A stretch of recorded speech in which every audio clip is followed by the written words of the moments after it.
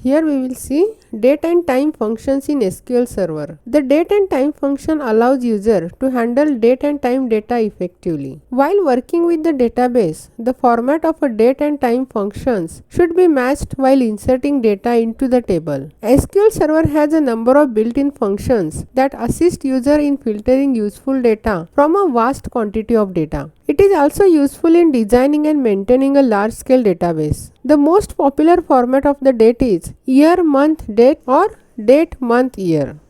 Different types of date and time functions are returning the current date and time, returning the date and time parts, returning a difference between two dates, returning the modified date and time values, constructing date and time from their parts, and validating date and time values. First is returning the current date and time. All system date and time values are derived from the computer's operating system on which SQL Server is installed. For example, get date, current timestamp, etc. Next is returning the date and time parts. These types of functions are used to extract a portion of a date and time in terms of day, month, year, hours, minutes, second, weeks, nanoseconds, etc. For example, day, month, year. Next is returning a difference between two dates. These types of functions are used to extract the differences between dates. For example, date difference. Next is returning the modified date and time values. These date functions are used to manipulate or change the system or input timestamp values. For example,